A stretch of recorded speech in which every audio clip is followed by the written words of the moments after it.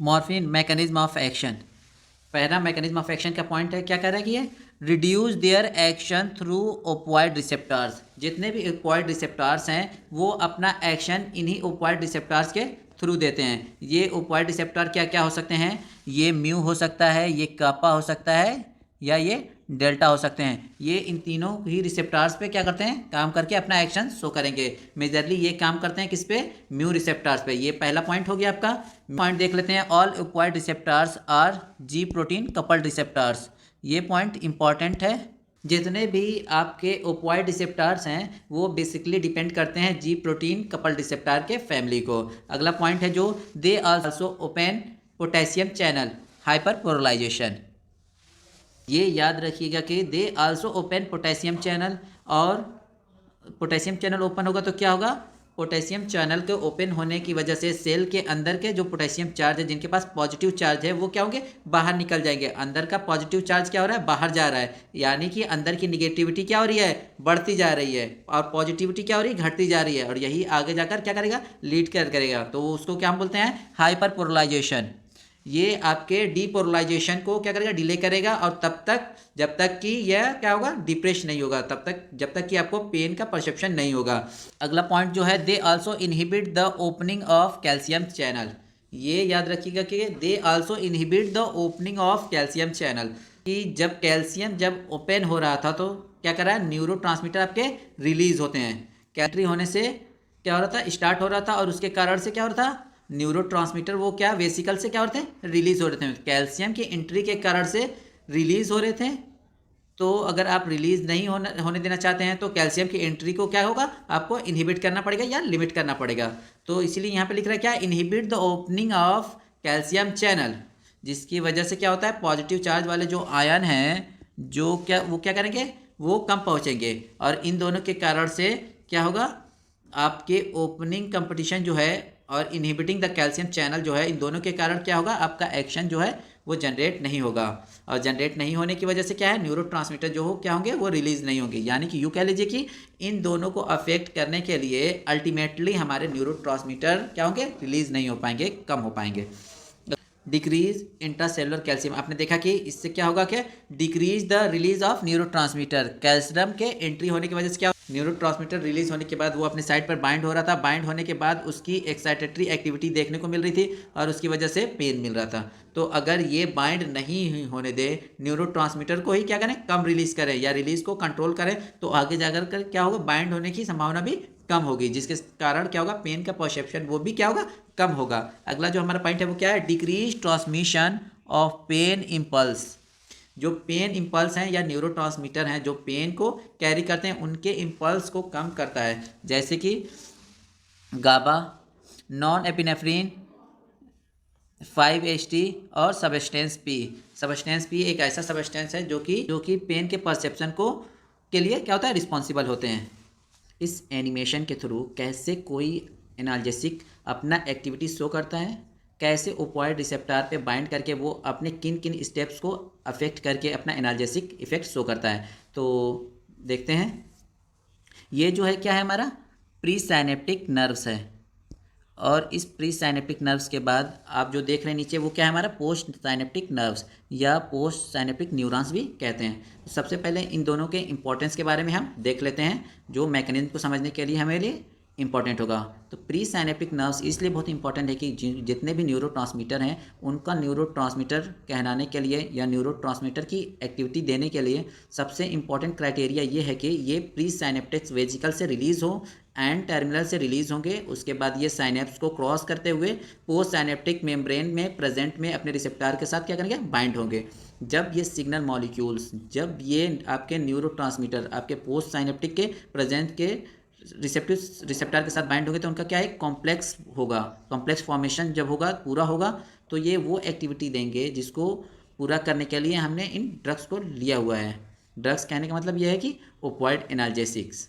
अगर इनमें से किसी भी स्टेप्स को हम अल्टर करेंगे, जिसकी वजह से क्या होता है? न्यूरो से रिलीज या न्यूरो के बाइंडिंग एक्टिविटी पर अफेक्ट पड़ेगा, तो इस तरह से ओपॉइड जो एनाल्जेसिक है वो क्या करेंगे? अपना एक्शन शो करेंगे। तो देखते हैं प्रेजेंटेशन। अगर हम बात करते हैं प्री साइनेप्टिक नर्व की, तो सबसे पहला वो न्यूरोट्रांसमीटर की सिंथेसिस का स्टेप होता है, वो क्या कहलाता है, सिंथेसिस ऑफ न्यूरोट्रांसमीटर। यहाँ पे कोई भी तरह का न्यूरोट्रांसमीटर्स हो सकता है। अगर आप इन जनरल की बात करते हैं तो एक्साइटेटरी या इनहिबिटरी होगा, लेकिन हम बात करते हैं स्पेसिफिकली एनाल्जेसिक की केस में, तो ऐसे न्यूरोट्रांसमीटर जिनके अंदर गाबा, 5-HT, नॉन एपिनेफ्रिन या इसी को नॉन एड्रेनलिन भी कहते हैं, इनके बारे में हम क्या करेंगे, स्पेसिफिकली बात कर रहे होंगे। तो फर्स्ट स्टेप जो आप देख रहे हैं वो क्या है, सिंथेसिस ऑफ न्यूरोट्रांसमीटर। ये सिंथेसिस उस तरह के होंगे जैसा कि हमने बताया है, चाहे वो हो सकते हैं आपके गाबा, 5-HT या फिर नॉन एपिनेफ्रिन। जब ये सिंथेसिस होगी तो ये आगे अपने स्टेप्स को क्रॉस करते हुए अपने वेजिकल्स पे पहुँचेंगे। जैसे आपने देखा है कि ये क्या है, न्यूरोट्रांसमीटर्स, तो इस तरह से न्यूरोट्रांसमीटर क्या होगा, सिंथेसिस होगी। ये आगे जाकर क्या करेंगे, अपने रिस्पेक्टिव वेजिकल्स पे, अपने जिन्हें हम क्या कहते हैं स्टोरेज वेजिकल्स भी कहते हैं, वहाँ पे जाकर ये क्या होंगे, स्टोर होंगे। ये स्टोर होना उस बात के लिए इंपॉर्टेंट है कि ये आगे जाकर के क्या करेंगे, फर्दर एक्साइटमेंट जब भी होगा, फर्दर जब भी एक्शन पोटेंशियल इनिशिएट होगा, तो ये क्या करेंगे, न्यूरोट्रांसमीटर पे वेजिकल से क्या होंगे, रिलीज होंगे। इनको रिलीज होने के लिए दो इंपॉर्टेंट होंगे। एक में क्या होगा, कैल्शियम अंदर आएगा, जिससे क्या होगा, पॉजिटिव चार्ज के मॉलिक्यूल्स अंदर आएंगे, और पॉजिटिव चार्ज के अंदर आने से क्या होगा, डीपोलराइजेशन होगा, और आगे जाकर ये डीपोलराइजेशन एक्सोसाइटोसिस के थ्रू न्यूरोट्रांसमीटर को क्या करेंगे, रिलीज कर देंगे प्री साइनेप्टिक के नर्व की एंडिंग से। फिर ये एंडिंग्स के बाद आगे जाकर क्या होंगे, बाइंड होंगे, यानी कि कैल्शियम की एंट्री बहुत ही इंपॉर्टेंट है इस तरह के न्यूरोट्रांसमीटर के रिलीज के लिए। तो अगला स्टेप देख लेते हैं क्या होता है। अगला स्टेप ये है, क्या कह रहा है कि ये जो न्यूरोट्रांसमीटर हैं अपने वेजिकल्स पे स्टोरेज होंगे, ताकि जब भी इनकी ज़रूरत पड़े तो ये यहाँ से क्या करें, रिलीज हो सकें। स्टोरेज के बाद ये आप देख रहे हैं कैल्शियम चैनल। कैल्शियम चैनल एक ऐसा चैनल है, ऐसा पाथवे है, ऐसा फ्लो है जहाँ से कैल्शियम के आयंस जो हैं वो क्या करेंगे, मूव करेंगे एक्स्ट्रा सेलुलर से इंट्रा सेलुलर की तरफ। ये क्या है, एंट्री ऑफ कैल्शियम। ये आपने देखा है कि कैल्शियम के पास पॉजिटिव चार्ज है, और जैसे ही ये कैल्शियम एक्स्ट्रा सेलुलर से इंट्रा सेलुलर की तरफ मूव करेगा तो क्या होगा, अंदर की पॉजिटिव बढ़ेगी। तो अब आप देख रहे हैं कि कैल्शियम की जो है वो अंदर की पॉजिटिव की क्या क्या कर रहा है, अंदर की पॉजिटिव चार्ज बढ़ रही है। तो यानी कि आपके अंदर का जो कंडीशन है वो एक्स्ट्रा पोटेंशियल का, वो क्या हो रहा है, डीपोलराइजेशन की ओर क्या कर रहा है, मूव कर रहा है। और ये एंट्री ऑफ कैल्शियम को क्या कर रहा है, स्टार्ट कर रहा है हमारे रिलीज ऑफ न्यूरोट्रांसमीटर को from the pre synaptic nerve vesicles. ये हो गया हमारा कैल्शियम की एंट्री। इससे आपने देखा कि ये इनिशिएट करेगा न्यूरोट्रांसमीटर के रिलीज़ को। तो इस तरह से न्यूरोट्रांसमीटर हमारा सबसे क्या करेंगे, सबसे पहले साइनेप्स में रिलीज़ होंगे। साइनेप्स में रिलीज़ होने के बाद इनके कुछ न्यूरोट्रांसमीटर क्या करेंगे, प्री साइनेप्टिक नर्व में ही अपने रिस्पेक्टिव रिसेप्टर के साथ क्या करेंगे, बाइंड होंगे। और इसके बाद क्या करेंगे, और कुछ और न्यूरोट्रांसमीटर होंगे, वो मैक्सिमम अमाउंट्स में उनके पोस्ट साइनेप्टिक रिसेप्टार्स में प्रेजेंट रिसेप्टार्स की बाइंडिंग जो साइट होगी, इनमें से क्या करेंगे, जाकर बाइंड होंगे। इनके बाइंड होने की वजह से इनका क्या होगा, एक्शन मिलेगा। अभी आप देखेंगे कि कौन सा एक्शन मिल रहा है। ये जो एक्साइटमेंट है, एक्साइटमेंट कहने का मतलब है कि ये जो न्यूरोट्रांसमीटर रिलीज हैं, इनके कारण से पेन का परसेप्शन जो है क्या होगा यहाँ पे क्या होगा, पेन का परसेप्शन होगा, एक्शन पोटेंशियल स्टार्ट होगा और हमें क्या होगा, पेन का एहसास मिलेगा। यूँ कह लें कि सिंथेसिस ऑफ न्यूरोट्रांसमीटर है, ये एहसास ही हुआ था जब कोई पेन या शार्प ऑब्जेक्ट हमारे स्किन के कांटेक्ट में आते हैं, तो वहाँ से लेकर के अल्टीमेटली उनके रिस्पेक्टिवली बाइंडिंग साइट तक पहुँचने के कारण से उनका जो कॉम्प्लेक्स जो बनता है उन पे क्या होगा, पेन होगा। अब हमारा जो ऑब्जेक्टिव है यानी कि ओपियोइड एनाल्जेसिक का, वो ये कहता है कि हमको कोई इस तरह की पेन के परसेप्शन को क्या करना है, रिवर्सिबली ब्लॉक करना है, ताकि इस डिस्कम्फर्ट को हम क्या कर सकें, इरेडिकेट कर सकें। तो हमको यूज़ क्या करना होगा, ओपियोइड एनाल्जेसिक। आपको अगला स्टेप ये कहता है कि जब हम ओपियोइड एनाल्जेसिक लेते हैं तो ये ओपियोइड एनाल्जेसिक कहाँ कहाँ पे काम करेगा। तो इनका जो पहला साइट है वो क्या होता है, ओपियोइड रिसेप्टार्स पे। ओपियोइड रिसेप्टार्स कहते हैं, 3 तरह के होते हैं, म्यू, कापा और डेल्टा। अगर आप इनको सब क्लास में और क्लासीफाई करना चाहेंगे तो क्या होगा, म्यू के 2 टाइप्स होते हैं, म्यू 1 एंड म्यू 2। कापा के 3 रिसेप्टार्स होते हैं, कापा 1, कापा 2 एंड कापा 3। तो ये बेसिकली ये तीनों रिसेप्टार जो होते हैं वो काम करते हैं हमारे, अगर हम बात करते हैं ये एनाल्जेसिक एक्टिविटी की, तो ये म्यू रिसेप्टार जो क्या करते हैं 10 टाइम्स 10 फोल्ड ज़्यादा काम करते हैं, यानी कि म्यू रिसेप्टार्स ज़्यादा रिस्पॉन्सिबल हैं एनाल्जेसिक एक्टिविटी के। तो ये ओपियोइड एनाल्जेसिक जो हमने लिया है तो ये ओपियोइड एनाल्जेसिक क्या करेंगे, ओपियोइड रिसेप्टर पर जाकर काम करेंगे और काम करने के कारण से इनका जो टारगेट है वो क्या करेगा, दो जगह पर अफेक्ट होगा। एक फर्स्ट टारगेट इनका, ये क्या है हमारा फर्स्ट टारगेट्स, ये क्या हो रहा है, ब्लिंक हो रहा है, दिस इज़ फर्स्ट टारगेट। इस फर्स्ट टारगेट से क्या होगा, इस फर्स्ट टारगेट से ये होगा कि ये जो ओपियोइड एनाल्जेसिक्स हमारे हैं ये क्या करेंगे, कैल्शियम चैनल के इनहिबिट कर देंगे। जब कैल्शियम चैनल को इनहिबिट कर देंगे तो कैल्शियम चैनल के थ्रू जो एंट्री है कैल्शियम चैनल की उनको इनहिबिट कर देंगे। तो उससे क्या होगा, जब कैल्शियम हमारा एंटर होगा तो कैल्शियम के पॉजिटिव चार्ज जो है अंदर के कंडीशन क्या होगा, वो पॉजिटिव की ओर मूव कर रहा था, यानी कि डीपोलराइजेशन हो रहा था। अगर हम कैल्शियम की एंट्री को हम क्या करें, इनहिबिट कर देंगे तो अंदर की पॉजिटिव क्या होगी, इनहिबिट हो जाएगी, यानी कि डीपोलराइजेशन क्या होगा, इनहिबिट होगा। और ये क्या करेगा, अल्टरनेटिवली पेन के परसेप्शन को क्या होगा, कमी आ जाएगी। तो ये क्या होगा हमारा first target of opioid analgesics. अब हम बात कर लेते हैं, ये है क्या हमारे ओपियोइड एनाल्जेसिस का टारगेट 1। ये क्या करता है, कैल्शियम हमारा अंदर आता है इसमें, लेकिन जैसे ही ये यूज़ करेंगे ये क्या होगा, डिस्पर्स हो जाएगा। यहाँ पे क्या होगा, कैल्शियम का लेवल क्या हो जाएगा, कम हो जाएगा। ये हमारा क्या है, कैल्शियम चैनल की एंट्री को इनहिबिट करते हैं कौन, ओपियोइड एनाल्जेसिक्स। अब हम बात कर लेते हैं एक और साइड्स पे, अगर आपने देखा कि एक और देख लेते हैं हम क्या, सेकेंड टारगेट। ये क्या है हमारा, पोस्ट साइनेप्टिक मेम्ब्रेन्स में, इसमें भी क्या आता है, ओपियोइड रिसेप्टर्स पाए जाते हैं। तो ओपियोइड एनाल्जेसिक का दूसरा टारगेट क्या होगा हमारा, this is called second targets. यहाँ पे प्रेजेंट होंगे कौन, पोटेशियम चैनल। पोटेशियम चैनल क्या है, बहुत ही इंपॉर्टेंट चैनल है जो इंटरसेलुलर पोटेशियम को बाहर मूव कराने के लिए क्या होते हैं, रिस्पॉन्सिबल होते हैं। पोटेशियम के पास क्या होते हैं, पॉजिटिव चार्ज वाले आयन होते हैं, और इन पे जितने भी पॉजिटिव चार्ज आयन होंगे वो अंदर की पॉजिटिव को उतना ही क्या करेंगे, कम कर देंगे। यूँ कहेंगे कि अंदर की निगेटिविटी को उतनी ही ज़्यादा बढ़ाते चले जाएंगे। अंदर की निगेटिविटी तेज़ होगी तो यानी क्या होगा, हाइपरपोलराइजेशन होगा, और उसके साथ जो एक्शन पोटेंशियल होगा वो क्या होगा, इनहिबिट होगा। इस तरह से हमारे जो ओपियोइड एनाल्जेसिक हैं वो यहाँ पर काम करते हैं। तो सेकेंड टारगेट हमारा क्या होगा, पोटेशियम चैनल। ये पोटेशियम है और ये पोटेशियम चैनल पर टारगेट करने की वजह से जो हमारे एनाल्जेसिक्स हैं ये पोटेशियम चैनल को ई फ्लक्स को, यानी उसको अंदर से बाहर जाने को इम्प्रूव करते हैं, प्लस करते हैं, बढ़ाते हैं। इसकी वजह से क्या होगा, मैक्सिमम पोटेशियम चार्ज जिनके पास पॉजिटिव चार्ज होगा वो सेल के क्या करेंगे, बाहर जाएंगे, और सेल के बाहर जाने की वजह से क्या होगा, ये क्या होते हैं, जो हमारा पेन है वो क्या हो जाएगा, रिलैक्स हो जाएगा। और जैसे ही पोटेशियम चैनल हमारा बाहर जा रहा है तो वो क्या होगा, वैसे ही ये पेन का परसेप्शन गायब हो जाएगा और वहाँ पे हमको क्या मिल जाएगा, हमारे मिल जाएगा रिलैक्सेशन। तो इस तरह से ओपियोइड एनाल्जेसिक बेसिकली दो जगह पे काम करके अपना एक्शन शो करता है। टारगेट 1 होता है उससे कैल्शियम चैनल, और कॉर्टेक टारगेट 2 होता है पोटेशियम चैनल।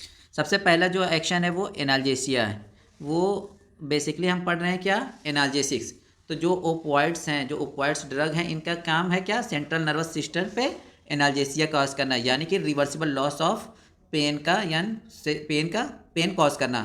इसको क्या बोलते हैं, एनाल्जेसिया। यहाँ पे खास बात क्या है, थ्रेशोल्ड मतलब होता है कि होल मीनिंग ऑफ कैपेसिटी, जहाँ से ऊपर कोई भी चीज़ क्रॉस करे तो आपको उस चीज़ का एहसास होने लगे। और दूसरा हमारा है यूफोरिया, ये यूफोरिया कॉज करेगा, साथ में सिडेशन कॉज करेगा। यूफोरिया का मतलब होता है फीलिंग ऑफ वेल बीइंग, यानी कि पर्टिकुलर पर्सन अपने आप को ही अपने ही क्रिएशन में ही यूज़ करेगा और उसको क्या करेगा, अच्छा अच्छा फील करेगा, और साथ ही साथ क्या करेगा, सिडेशन भी कॉज करेगा, जिसकी वजह से एकदम कॉमनेस की फीलिंग आ सकती है। लेकिन ये क्या है, डोज डिपेंडेंट है। ये दो चीज़ें इनके साथ एक्शन के फॉर्म में आप देख सकते हैं। रिस्पायरेटरी डिप्रेशन, आपको याद होगा कि हमने बताया था कि ओपियोइड एनाल्जेसिक अगर ज़्यादा डोज का यूज़ किया जाता है तो डोज डिपेंडेंट मैटर में, तो ये रिस्पायरेटरी सेंटर को क्या करता है, डिप्रेस कर सकते हैं, वैसोमोटर को, ये कंडीशन को क्या कर सकते हैं, डिप्रेस कर सकते हैं। और ये अल्टीमेटली ये किनके कारण से क्या होगा, आपका रिस्पायरेटरी डिप्रेशन हो जाएगा। इसको ठीक करने के लिए आपको आगे फर्दर क्या करना पड़ेगा, CNS स्टिमुलेटरी कैटेगरी के अंदर क्या करना पड़ेगा, रिस्पायरेटरी ड्रग्स को यूज़ करना होगा। ये आपका है खासकर, ये क्या है, डोज डिपेंडेंट है, ये डोज पे डिपेंड करता है, ये ज़्यादा डोज देने पे ही क्या होता है, रिस्पायरेटरी डिप्रेशन देखने को मिलेगा। अगला जो पॉइंट है क्या है, बात करते हैं मियोसिस कॉज करता है। मियोसिस मतलब आपने देखा है कि पीपल के साइज़ का क्या होना, छोटा हो जाना, कि ये एक कैरेक्टरिस्टिक सिस्टम है। अगर किसी भी पर्टिकुलर पर्सन का ओपियोइड कॉज नहीं होता है, ओवर डोज ऑफ ओपियोइड लेते हैं, तो उसका क्या होता है, पीपल का साइज़ जो है, पीपल का साइज़ छोटा हो जाता है और एक टाइम के बाद वो क्या होता है, छोटे दिखने लगते हैं, जिसको हम क्या टर्म्स का नाम या कंडीशन का नाम दिया गया या कैरेक्टरिस्टिक दिया गया है, pinpoint pupils in the case of opioid overdose या ओपियोइड पॉइजनिंग। अगला पॉइंट जो है हमारे क्या है, इमेसिस। ओपॉइड जितने भी हैं, खासकर जो हमारे इस तरह के जैसे कि मॉर्फिन है, ये क्या करते हैं, इमेसिस कॉज करते हैं। ये आपके ब्रेन में प्रेजेंट सीटीजेड ये क्या करते हैं, स्टिमुलेट कर देते हैं, जैसे कि इमेटिक यानी कि एमेसिस यानी कि वोमिटिंग की स्टार्ट होते हैं। ये इनका क्या है, इंपॉर्टेंट फंक्शन है। अगले फंक्शन की बात कर लेते हैं, रिलीफ ऑफ डायरिया। ये एक इस कंडीशन में क्या होता है, जितने भी मॉर्फिन्स हैं ये क्या है, डायरिया से रिलीज कॉज करते हैं। ये डायरिया से रिलीफ कॉज करने का मतलब क्या है इनका, कि इनका रीज़न जो है, ये धीरे धीरे स्टूल के फॉर्म के अंदर ये वाटर का एब्जॉर्प्शन को क्या करते हैं, इंक्रीज करते हैं, और अल्टीमेटली ये क्या करते हैं, कॉन्स्टिपेशन कॉज करते हैं। अगला पॉइंट है क्या है, हिस्टामिन रिलीज। ये जो मॉर्फिन है वो आपके हिस्टामिन रिलीज को क्या करते हैं, या ये कहना चाहिए कि स्टिमुलेट करते हैं, जिससे क्या है, मास्ट सेल से रिलीज होता है हिस्टामिन। आपको मालूम है कि हिस्टामिन के रिलीज होने की वजह से क्या होता है, आपको क्या मिलती है, स्वेटिंग देखने को मिलता है, अर्टिकारिया देखने को मिलता है। इसकी वजह से क्या होता है, अस्थमा के पेशेंट को क्या होता है, प्रॉब्लम हो सकती है। तो ये चीज़ ध्यान रखनी होगी किसको, अस्थमा के पेशेंट को। कोडीन जो है, जिसको क्या कहते हैं हम, एंटी टशर, ड्राई कफ में क्यों यूज़ किया जाता है, कि एंटी कफ है वो, उसमें क्या होगा, म्यूकस होगा। उनको अगर आप म्यूकस इनिबिट करेंगे तो म्यूकस क्या करेगा, कॉज प्रॉब्लम कॉज कर सकता है। तो ऐसे पेशेंट जिनको अस्थमा हो उनके साथ क्या होगा, वो उसकी कंडीशन को और ज़्यादा ख़राब कर सकता है। इसलिए उसको क्या कहते हैं, ड्राई कफ में यूज़ किया जाता है, और अस्थमा के केस में थोड़ा सा ध्यान दिया जाता है। तो ये हो गई क्या, कुछ इंपॉर्टेंट उनके फार्माकोलॉजिकल एक्शन।